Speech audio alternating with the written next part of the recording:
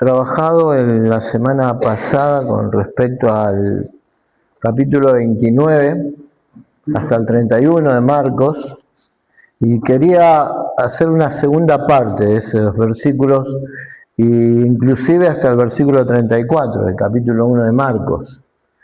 Vamos a orar por esta palabra, que el Señor esté obrando en nuestros corazones y en nuestras mentes para poder nosotros llegar a nutrirnos de su palabra.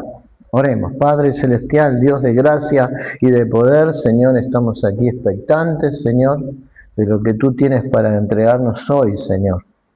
Gracias te damos, Dios, porque, Señor, tu palabra es comprensible, Señor, a nuestro corazón. Señor, nosotros estamos expectantes, Señor. Nosotros estamos deseosos, Señor. Nosotros queremos escucharte hablar, pero no simplemente de una manera pasiva, como quien escucha y se informa, sino queremos, Dios, que tu palabra, Señor, sea practicada en nuestras vidas. Por eso te pedimos, Dios, danos, Señor, un corazón que se sujete a la voluntad tuya, Señor, a la autoridad de tu palabra, para que nosotros, Señor, caminemos en obediencia a ella y, Señor, seamos bendecidos por ti en eso. Gracias te damos en el nombre de Jesús. Amén. Amados hermanos, hoy nos vamos a detener en este texto. Es un pasaje que nos muestra el mismo ministerio de nuestro Señor y Salvador, Jesucristo. Porque después de haber enseñado Él con autoridad en la sinagoga y de haber expulsado incluso a un espíritu inmundo, Jesús sale del lugar de reunión y se dirige a la casa de Simón y Andrés junto con Jacobo y Juan. Este es el contexto donde nosotros nos estamos moviendo hoy. Lo que sucede en esas horas revela quién es Él y por qué Él vino al mundo. No solo para enseñar, sino para sanar, para libertar, para restaurar a los quebrantados y oprimidos, tal como lo anunciaron las escrituras proféticas allí en Isaías 61, no sé si lo recuerdan, en el capítulo 4 también de Lucas, hay una cita allí de este mismo libro de Isaías, donde él, vamos a leerlo, donde él cita los versos del libro de Isaías, Jesús, cuando vino a Nazaret, allí en el versículo 18 al 19, va a decir: el Espíritu del Señor está sobre mí, por cuanto me ha ungido el Señor para dar buenas nuevas a los pobres, me ha enviado para sanar a los quebrantados de corazón, para pregonar a los cautivos libertad y a los ciegos recuperación de la vista, para poner en libertad a los oprimidos. Y el versículo 19, para pregonar el año agradable del Señor. Estoy leyendo la versión de la Reina Valera de 1909 de la Sociedad Bíblica Trinitaria, porque por ahí van a encontrar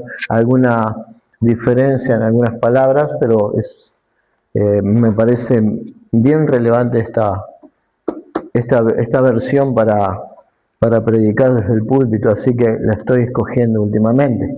Así que nosotros tenemos aquí el cumplimiento de las profecías en la persona de Jesús. Y nosotros sabemos que la Biblia es fiel en esto, que todo el consejo de Dios converge en Cristo. Por eso nosotros decimos que la Biblia es la palabra infalible de Dios y que en ella encontramos todo lo necesario para la fe y para la práctica de la piedad. Este pasaje no solo es una narración histórica, sino que también revela el vivo ministerio de Cristo y de lo que Él sigue haciendo hoy en la vida de sus hijos. Pero vamos a ver un poco el contexto. Antes de profundizar el texto, recordemos brevemente lo que antecede a esto. Porque allí en Marcos, desde capítulo 1, desde el versículo 21 al 28, nos cuenta que Jesús había entrado en la sinagoga. Recuerdan, Él había llegado a Capernaum luego de andar por Galilea. No quiero profundizar en esto, pero lo cierto es que Él llegó a Capernaum con sus discípulos, 4 pescadores, 2 grupos de hermanos, Simón, Andrés, Jacob y Juan, ¿recuerdan? Ellos habían dejado sus redes, ellos habían dejado sus oficios y ahora están como discípulos, llamados a ser pescadores de hombres. Así que ellos entran en esa sinagoga. Era un día sábado, un Shabbat. Él enseñó de tal manera que la gente se maravilló porque enseñaba como quien tiene autoridad y no como los escribas. Allí mismo él expulsó un espíritu inmundo que reconocía en él al Santo de Dios. Y ese hecho recorrió toda la región. Así que cuando Jesús sale de la sinagoga, ya toda la ciudad está sabiendo de que Él tiene una autoridad que viene con poder divino. Este es el contexto. Así que, seguidamente, entonces, vamos a leer los versículos del 29 al 34. Dice lo siguiente: y enseguida, al salir de la sinagoga, vinieron a casa de Simón y de Andrés, con Jacobo y Juan, y la suegra de Simón estaba acostada con fiebre, y al momento le hablaron de ella, y acercándose la tomó de su mano y la levantó, y la fiebre la dejó inmediatamente y les servía. Y al anochecer, luego que el sol se puso, le trajeron todos los enfermos y endemoniados, y toda la ciudad se juntó a la puerta, y sanó a muchos enfermos de diversas enfermedades, y echó fuera muchos demonios, y no dejaba decir a los demonios que lo conocían. Esta es nuestra sección que vamos a estar exponiendo hoy.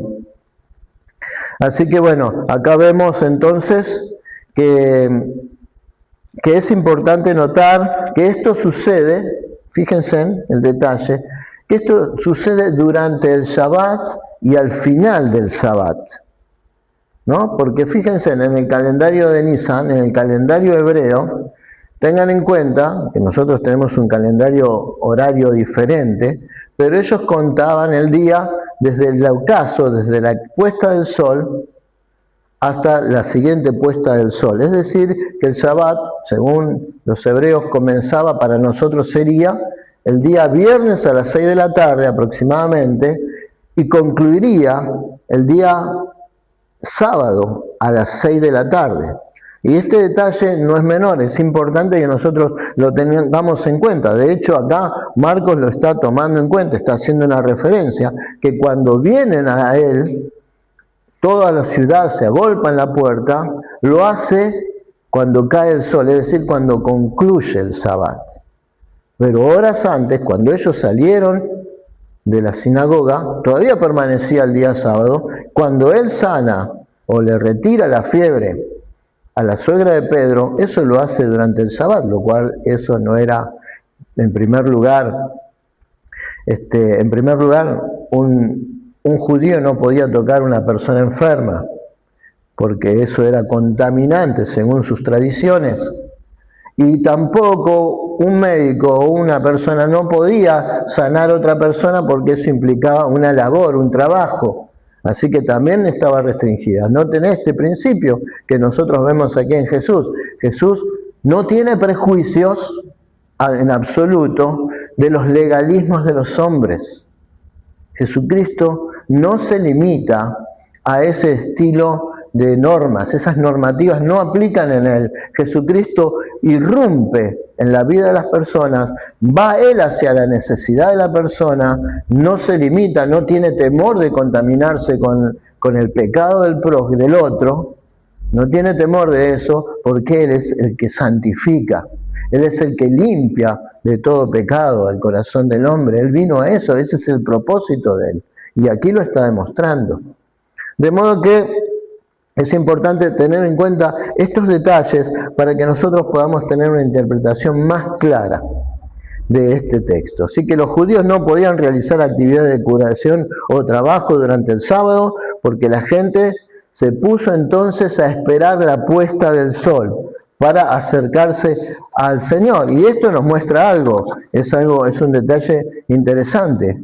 porque aquí estamos mostrando cuán grande era la necesidad y cuánta desesperación había en ellos, que ni bien terminó el sábado, tuvieron la oportunidad directamente en el primer instante para ir a ver a Jesús. Ellos no sabían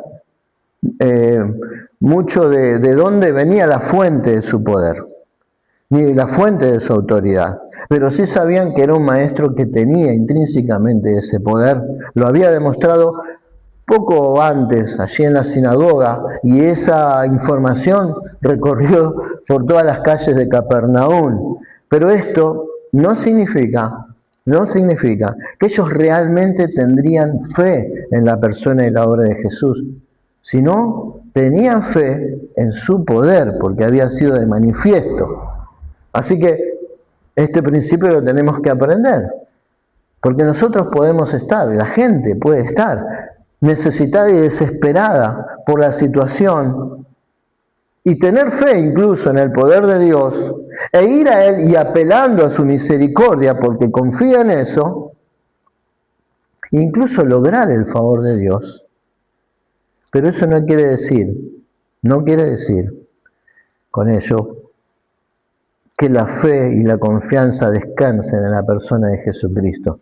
Y podemos ver muchos casos en esto, muchas personas que corren a Cristo, corren al poder de Dios, corren frente a sus necesidades de una manera desesperada, pero no van con un corazón arrepentido ni con fe. Esto yo lo pude experimentar en muchas ocasiones cuando íbamos incluso con mi esposa y otras personas a visitar a los enfermos en los hospitales. Íbamos, le preguntamos a la persona si querían ellos que podamos orar por ellos, por su salud, por su situación. Ellos asentían, estaban deseosos de que hagamos eso, lo hacíamos.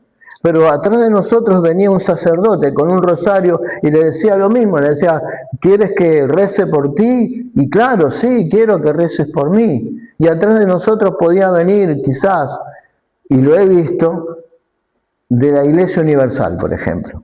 Venían, tenemos un culto, le dejaban un papel, tenemos un culto, hoy tenemos culto de sanidad. Decile a tu pariente, después del horario de visita, que traiga una prenda tuya y Dios va a obrar en su vida. Y la gente también le daba una prenda. O sea, la gente en tiempo de necesidad cree en lo que venga. Todo le viene bien. Esto estaba pasando aquí, en Capernaum. No había fe en su corazón. Lo que había era una gran necesidad y ellos intuían de que este maestro que venía con poder podía resolverle su problema. Pero fíjense que la ciudad de Capernaum estaba más bien, en las escrituras lo vemos, estigmatizada más por su incredulidad que por su fe. De hecho, si leemos Mateo en el capítulo 11, versículo 23, pesa un juicio sobre esta ciudad desde las mismas palabras del Señor Jesucristo. Fíjense, versículo 23 del capítulo 11 de Mateo, dice, y tú, Capernaum, que eres levantada hasta el cielo, hasta el infierno serás bajada, porque si en los de Sodoma se hubiera hecho las maravillas que han sido hechas en ti, habrían quedado hasta el día de hoy. Pero os digo que será más tolerable el castigo en el día del juicio para la tierra de Sodoma que para ti. No había fe en sus corazones, había desesperación, había necesidad y había deseo de resolver esa situación y veían a Jesús como el que podía resolver su situación, pero sus corazones no habían fe. Hermanos, podemos ir a Jesús necesitados y desesperados, pero eso no implica que realmente estemos yendo a Jesús por amor y por devoción, y porque queremos rendir su vida a Él. Marquemos esta diferencia, porque esto implica entre la salvación y un deseo momentáneo, una necesidad momentánea.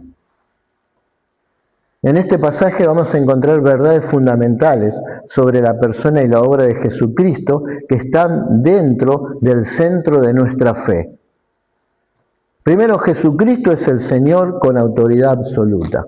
Esta es la primera declaración de verdad que yo quiero presentarles en esta tarde. La Biblia nos enseña que Jesús es el Hijo de Dios, el Salvador del mundo, y tiene toda autoridad que le ha sido dada en los cielos y en la tierra, como dice Mateo 28, en el versículo 18, cuando está hablando previamente, luego hablará posteriormente acerca de la Gran Comisión. Así que toda autoridad le ha sido al Señor dada en los cielos y en la tierra. Esto lo tenemos que tener. Él tiene autoridad absoluta. En este texto vemos esa autoridad manifestada en dos formas. Primero, sobre la enfermedad. La fiebre es una manifestación del mal en el cuerpo humano. Es un síntoma de que algo no está funcionando bien. Jesús no usó remedios naturales ni formas mágicas, simplemente le tomó la mano a esta mujer y la levantó. La enfermedad se retiró inmediatamente porque el poder de Dios estaba actuando. Él no está sujeto a limitaciones de la carne ni a las consecuencias del pecado. Él es el Señor sobre toda creación. Sobre el mal espiritual, autoridad sobre el mal espiritual. Los demonios reconocen que Él es el Hijo de Dios, el Santo de Dios, aunque Jesús no le permitió que hablaran, porque la verdad sobre su identidad debe ser proclamada por la misma palabra de Dios y no por los demonios, no por los espíritus malignos. Esto confirma que Él tiene poder sobre las fuerzas del mal. La redención que trajo Cristo incluye la victoria sobre el pecado, sobre la muerte y sobre el diablo. Eso ocurrió en la cruz. Como creyentes, creemos que Jesús no solo es un maestro o un ejemplo, sino el Salvador y Señor. Todo lo que existe está sujeto a Él y su poder es suficiente para enfrentar cualquier necesidad o problema que enfrentemos. Lo segundo, el ministerio de Jesús combina la doctrina con la compasión. Repito esto porque es interesante. El ministerio de Jesús combina la sana doctrina, la verdadera doctrina, pero con la compasión. Es notable que Jesús primero enseñó en la sinagoga con autoridad, enseñó la palabra y la enseñó con autoridad. Él proclamaba lo que Dios estaba diciendo, no lo que decían los hombres, sino lo que Dios estaba diciendo. Y eso deslumbró a los que estaban allí. Pero luego, saliendo de la sinagoga, Él se dedicó a sanar y liberar. Muchos creen que es necesario elegir entre la enseñanza bíblica y las necesidades humanas. Pero este pasaje nos muestra que ambos son esenciales. Hermanos, nosotros vamos a ver muchas iglesias que son muy minuciosas en sus enseñanzas, y eso realmente es bueno, es muy importante. Pero luego no tienen empatía con las necesidades de los otros, de los demás. No sé si conocen ese tipo de iglesias, yo he visto muchas, e incluso eso es una práctica teológica donde algunos incluso enseñan de que la palabra, la Biblia, debe realizar todo el consejo de Dios, debe traer un efecto donde la persona se debe convertir, donde la persona se debe sanar, donde la persona se debe restaurar, donde el espíritu de la palabra va a estar trabajando de alguna manera, donde va a estar restaurando. Eso sabe que es misticismo, hermano. Si nosotros procuramos que la palabra de Dios haga todo el trabajo, entonces ¿para qué están los pastores? Simplemente haya maestros, simplemente haya personas que instruyan y expliquen teólogos que enseñen con claridad las Escrituras, pero el pastor debe hacer eso, pero también el pastor está dedicado al cuidado, al desarrollo, a la administración de los dones de su iglesia para que sean de edificación entre todos, para que todos puedan crecer juntos como cuerpo. Si nosotros dejamos de lado la misericordia y el amor para dedicarnos solamente a transmitir la teoría del Evangelio, muchas veces personas que llegan a nuestros locales, a nuestras iglesias, con los corazones rotos, destruidos, necesitados del Señor, nosotros le predicamos, pero están pasando por situaciones tan difíciles, tan duros, tan quebrantados en su corazón, que quizás ni siquiera pueden atender a una explicación técnica de una doctrina, porque realmente lo que ellos necesitan quizás sea el abrazo de un hermano, la compasión, el acompañamiento, el cuidado. Quizás necesitan una palabra de oración, quizás necesitan una visita. El Evangelio hace todo eso.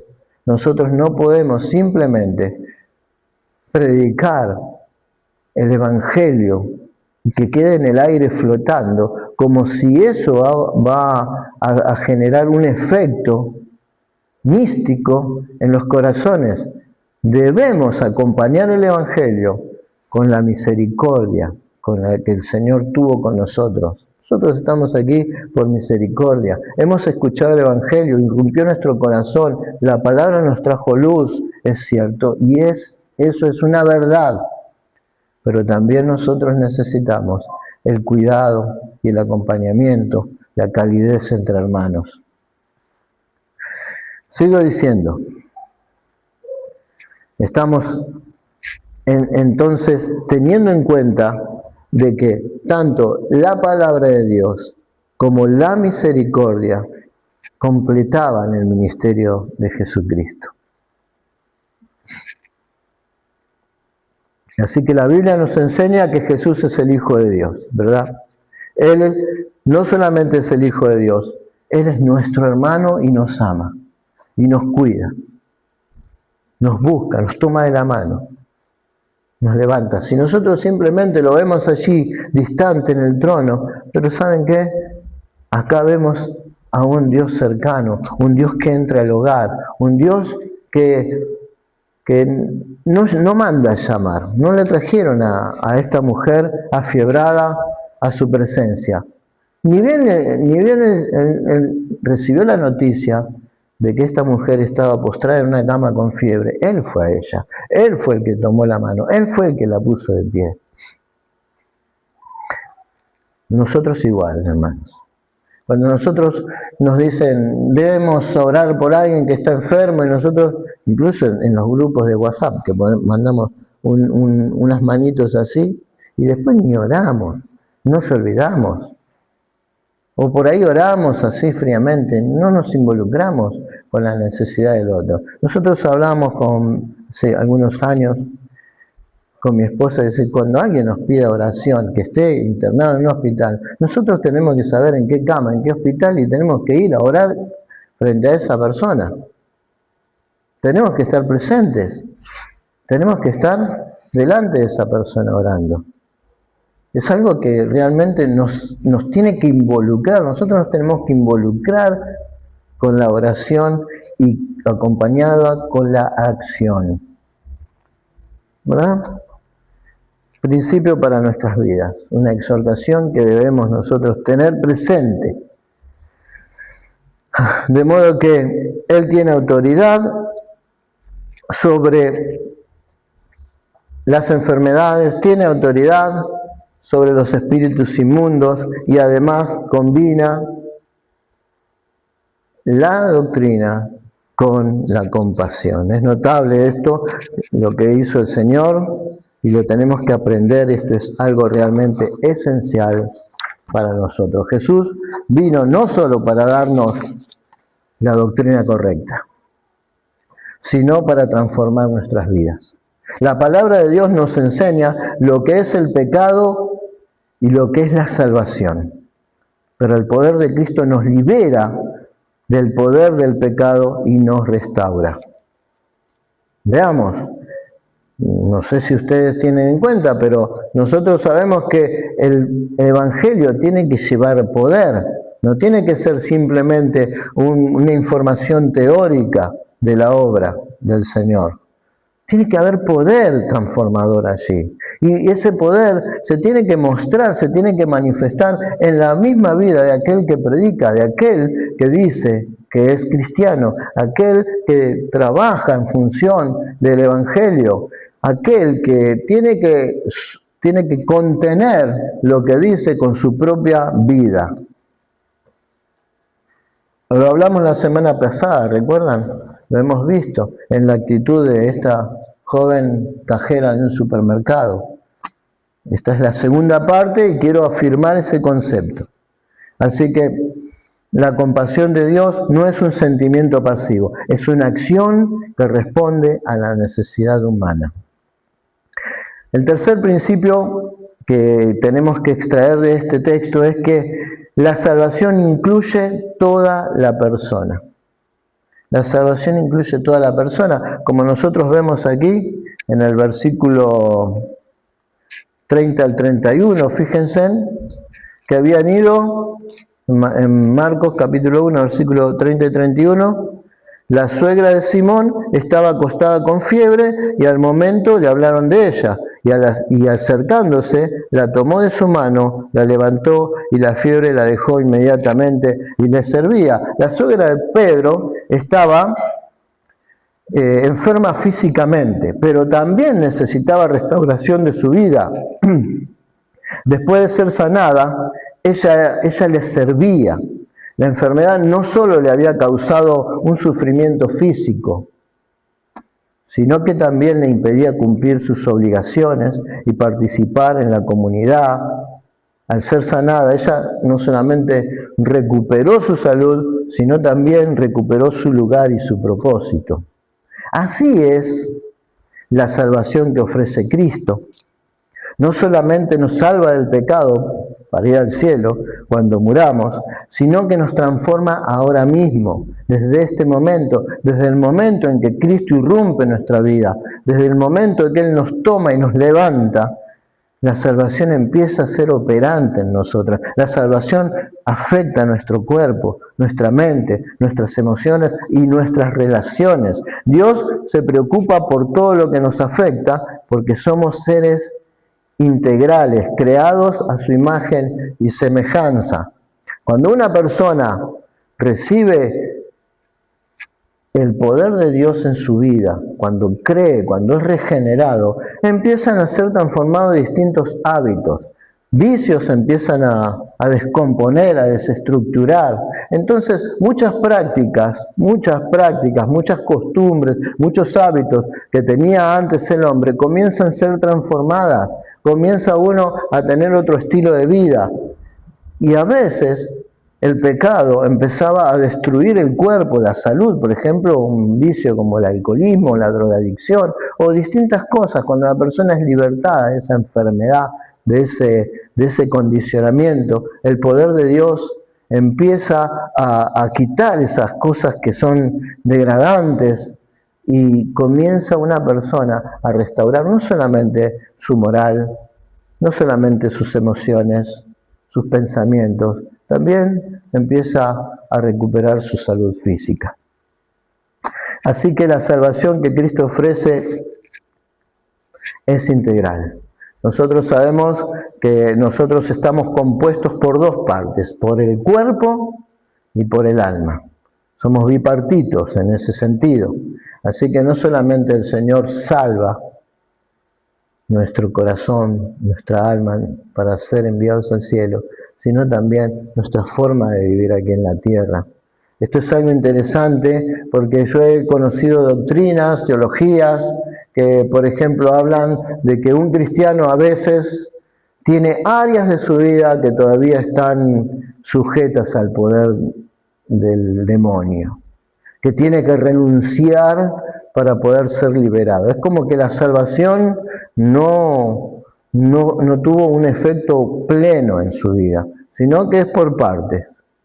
No sé si escucharon algo así, pero lo cierto es que, por ejemplo, algunos dicen que esa persona ha escuchado el Evangelio, ha creído el Evangelio, pero todavía tiene ciertas prácticas, cierta área carnal, donde todavía no le ha consagrado eso al Señor, no le dio ese espacio al Señor, como si fuese una especie de área del corazón donde puede vivir el Espíritu Santo y en la otra parte, en el otro hemisferio del corazón, está viviendo quizás Satanás con él.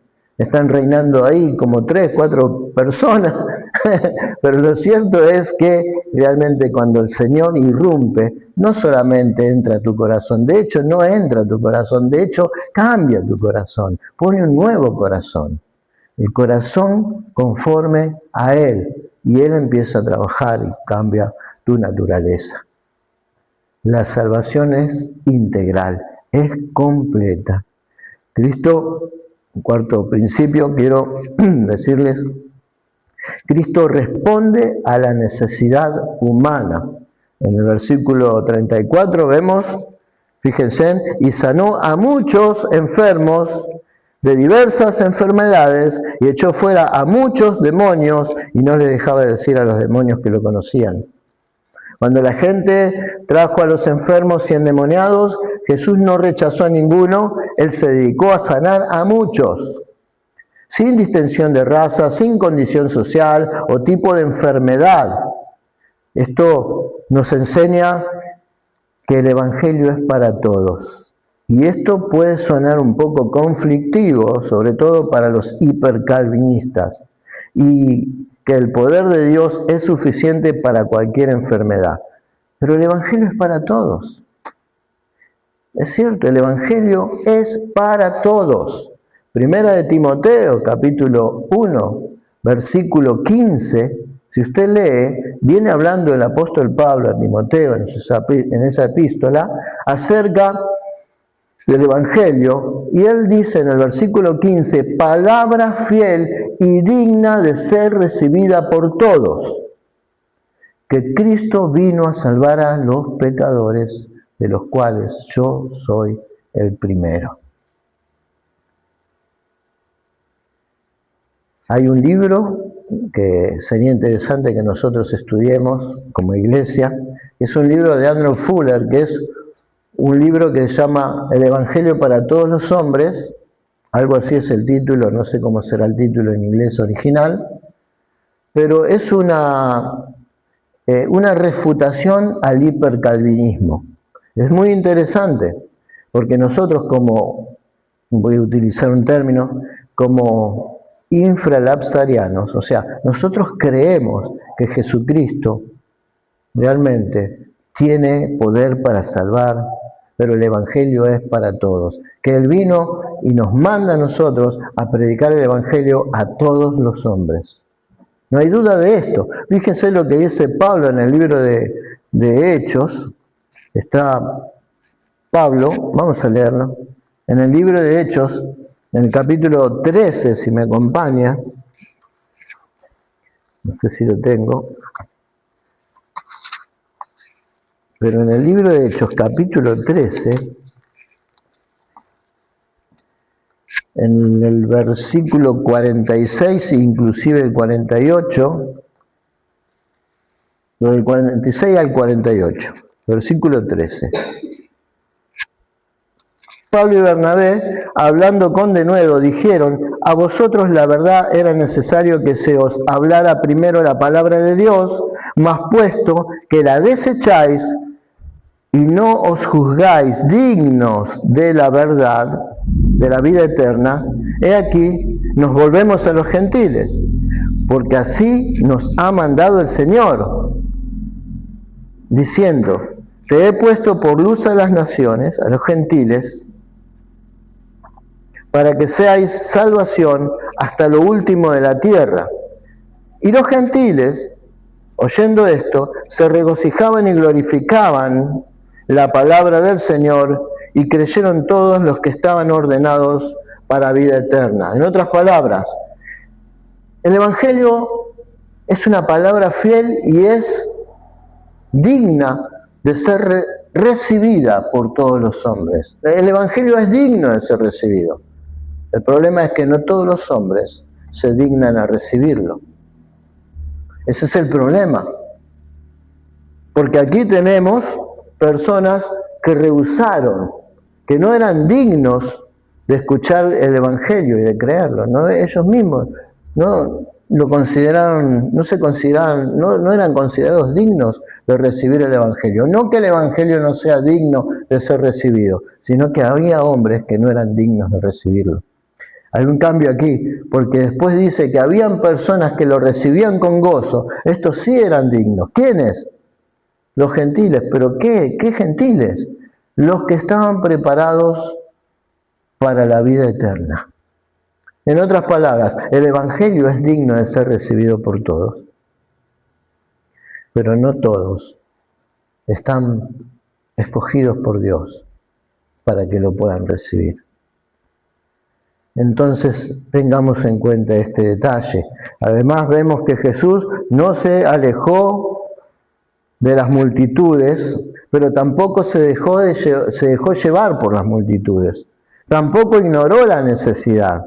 Él tenía un propósito, proclamar el reino de Dios, pero antes de proclamar, mostró el poder del reino a través de la sanidad y la liberación. El reino de Dios es un reino de justicia, un reino de paz, un reino de gozo en el Espíritu Santo, como nos enseña Romanos 14, verso 17, y esas características se manifiestan en la vida de los que creen. De modo que el Evangelio es para todos, es digno de ser recibido por todos. Somos llamados a predicar el Evangelio a todos, pero tengamos en cuenta que no todos lo van a poder recibir. ¿En qué consiste el Evangelio o en qué se asemeja el Evangelio a nuestro texto? El Evangelio es una buena noticia de lo que Cristo ha hecho por nosotros. Y en este pasaje vamos a ver una imagen clara de esa buena noticia.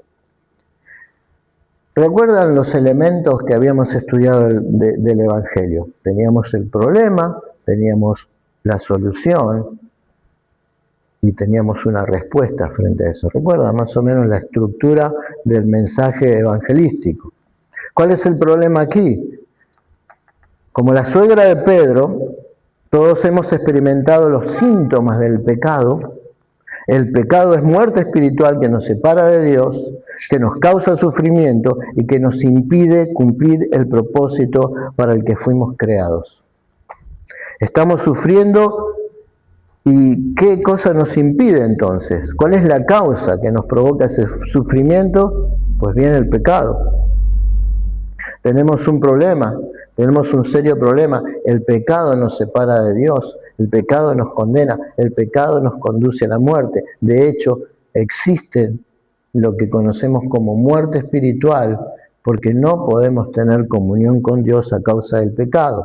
Estamos bajo el poder del mal, como estaban los endemoniados, y no podemos salvarnos a nosotros mismos. Es un serio problema.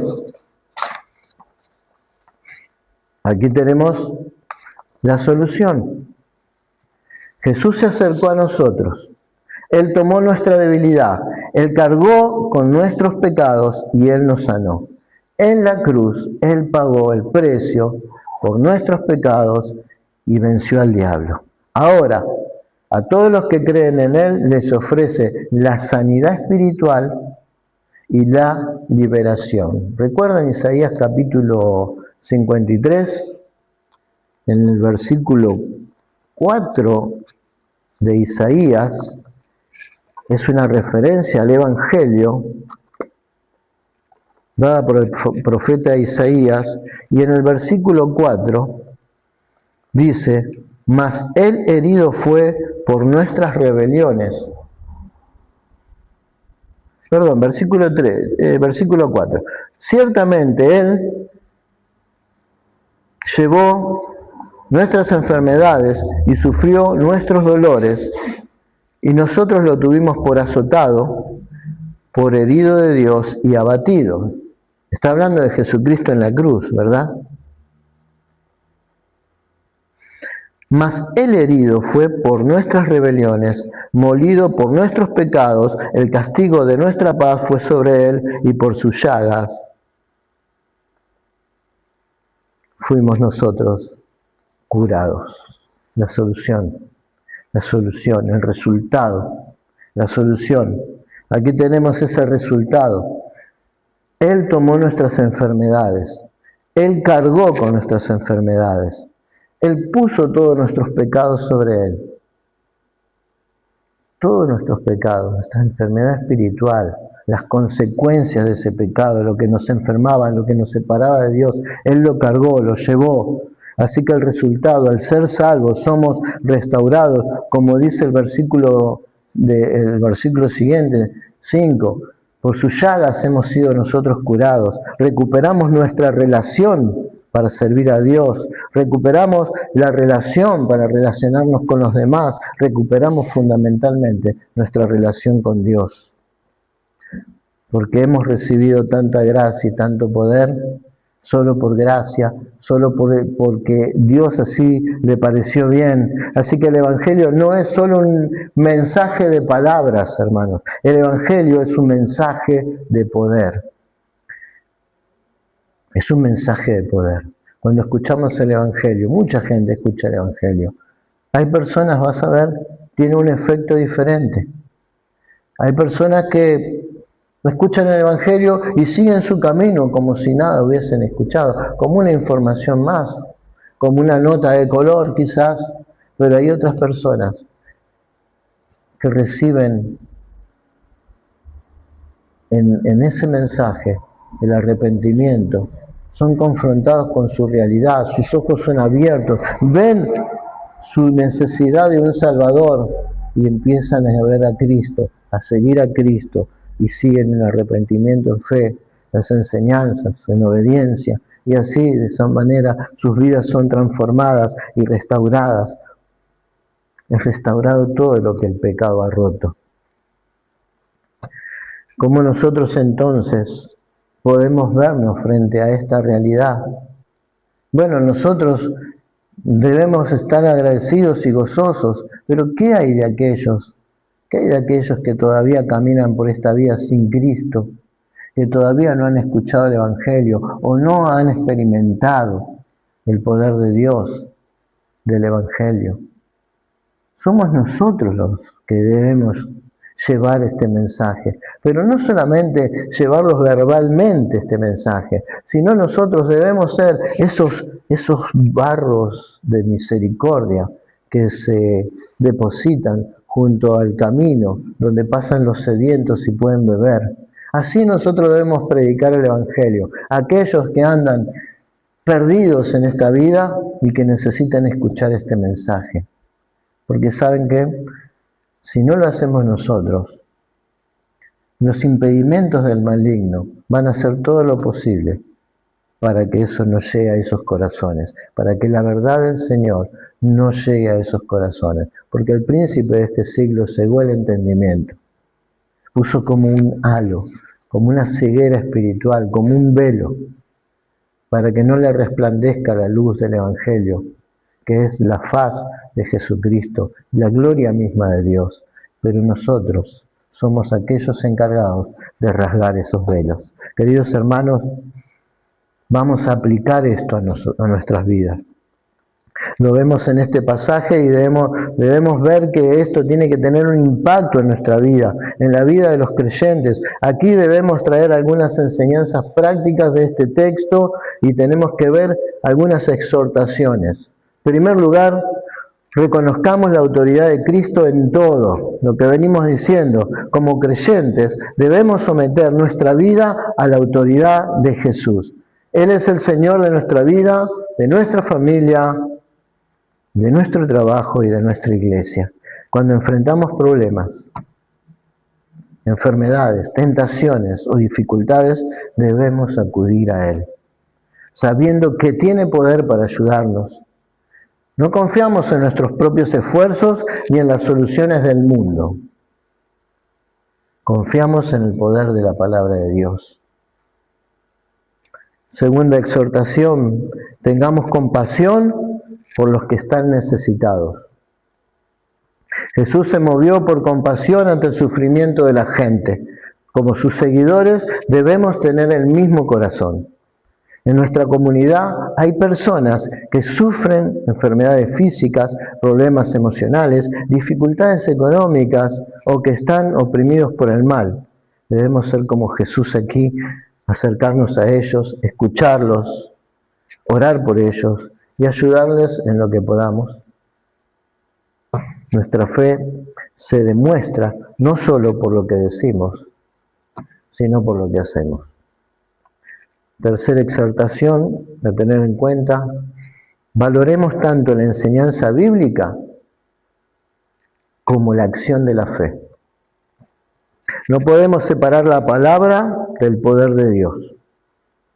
Debemos estudiar, debemos enseñar la Biblia con fidelidad, como Jesús lo hizo en la sinagoga, pero también debemos ver esa palabra que produzca resultados. Eso se llama discipular, hermanos. Debemos discipular. Predicamos el Evangelio, pero también discipulamos. Estamos esperando el fruto en las vidas de aquellos que escuchan el Evangelio. Cultivamos, regamos, sembramos.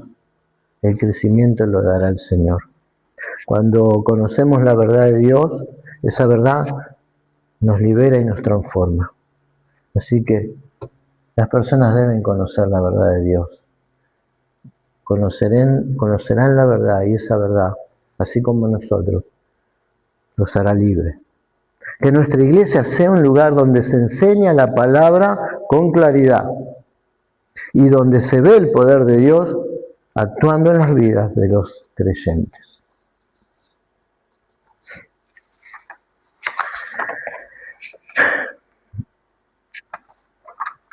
Otro principio que podemos extraer para aplicar a nuestras vidas es, sepamos que la salvación es completa, es integral. Recuerden, ya venimos hablando. Algunos creen que la salvación es solo espiritual. Pero la Biblia nos enseña que afecta a toda nuestra existencia.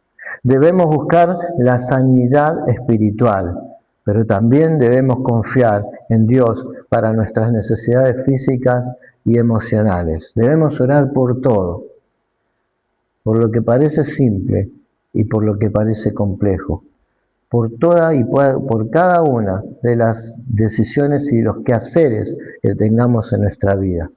Cuando oramos, podemos pedirle a Dios que nos ayude en todo lo que necesitamos, sabiendo que Él se ocupa de nosotros en todo aspecto de la vida. Y la quinta reflexión o exhortación que estamos presentando aquí, escuche bien, seamos instrumentos de servicio. Antes se usaba un término, yo lo escuché muchas veces, dice, tenemos que ser agentes de cambio. No sé si lo han escuchado por ahí. Es lo mismo. Seamos instrumentos de servicio. Nosotros nos ponemos a disposición del Señor para que Él nos use como instrumentos en su mano, como los medios por el cual el Señor va a operar salvación en otros. La suegra de Pedro, después de ser sanada, se puso a servir. Este es el fruto natural de la obra de Dios en nuestra vida. Cuando hemos recibido gracia y poder, no podemos quedarnos inactivos. Debemos servir a Dios y a nuestros hermanos con amor y con alegría, con gozo, con felicidad. Nuestro servicio es una forma de agradecimiento por lo que Cristo ha hecho en nosotros. Cristo obró en nosotros, nosotros actuamos con gozo, con libertad, disfrutando de lo que hizo el Señor. Reaccionamos a lo que hizo el Señor. Nos ponemos a su servicio y al servicio de los demás. Sexta exhortación, no temamos al poder del mal. Jesús expulsó a los demonios y mostró que tiene poder sobre todas las fuerzas del mal. Y como creyentes, como creyentes, debemos saber que no estamos solos en esta batalla espiritual. Dios está con nosotros y su poder es más grande que el mal y contamos con todos los recursos espirituales que su gracia nos ofrece. Recuerda Efesios capítulo 6, versículo 11 al 17.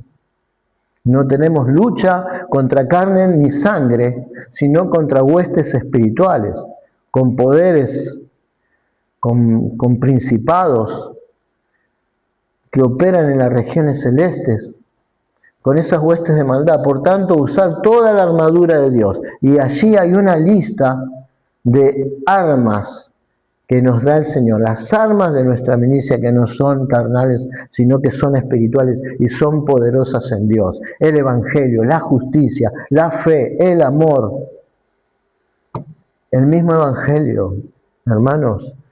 Veamos allí Efesios capítulo 6, versículo 11 al 17, y tenemos un montón de recursos espirituales para batallar.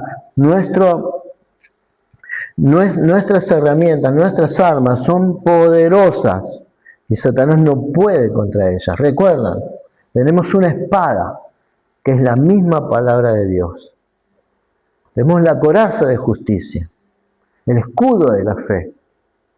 Estamos equipados. El Señor nos dio los recursos, nos dio los elementos para batallar. Así que enfrentamos tentaciones y dificultades y podemos confiar que en Jesús tenemos aseguradas las victorias. Todas las victorias ya las venció el Señor.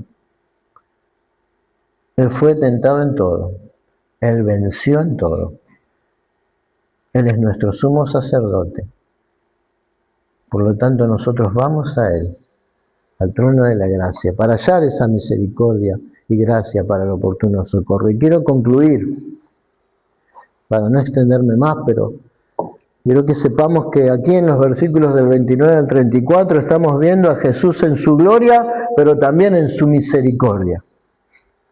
Él es el Señor con autoridad sobre todo y el Salvador que nos acerca a nosotros para sanarnos y para liberarnos. Él es nuestro Señor que nos salva y nuestro Señor y nuestro Salvador que nos rescata, que nos redime. Hoy Dios nos invita a acercarnos a Él. ¿Estamos enfermos espiritualmente? Si estamos cargados de pecado, si estamos oprimidos por el mal, Él quiere sanarnos y restaurarnos. Si estamos pasando por dificultades, Él quiere ser nuestra fuerza y nuestra ayuda. Que nuestra iglesia sea entonces como aquella casa ahí en Capernaum, un lugar donde se proclama la palabra de Dios con autoridad, donde se muestra el poder de Cristo y donde se ve la compasión de Dios actuando en las vidas y las personas. Ese es nuestro desafío, hermanos. Que el Señor nos ayude a vivir como verdaderos seguidores de Cristo, reconociendo su autoridad, mostrando su compasión, con alegría, con gozo, con felicidad. Vamos a orar. Gracias, Señor, te damos, Padre Celestial, y te damos gracias, Señor, por tu palabra que nos enseña quién eres y qué has hecho por nosotros. Gracias porque eres el Señor que con autoridad sobre todo, Señor, y con compasión, mostraste que no tienes límites, que tu amor es ilimitado, que tu misericordia nos abarca hasta lo más profundo de nuestro ser. Te damos gracias, Señor. Te pedimos que nos ayudes a vivir de acuerdo a tu voluntad y que nos enseñes en tu palabra con fidelidad, Señor, que pueda producir fruto. Y que nosotros también, Señor, enseñemos tu palabra, que mostremos tu amor a los que están necesitados y que sirvamos con alegría a los otros. Pero también te pedimos que nos perdones. Perdona nuestros pecados, sana nuestras debilidades. Líbranos del mal. haznos instrumentos de tu gracia y de tu poder en este mundo. Te lo pedimos en el nombre de tu Hijo, Jesucristo, nuestro Señor y Salvador. Amén.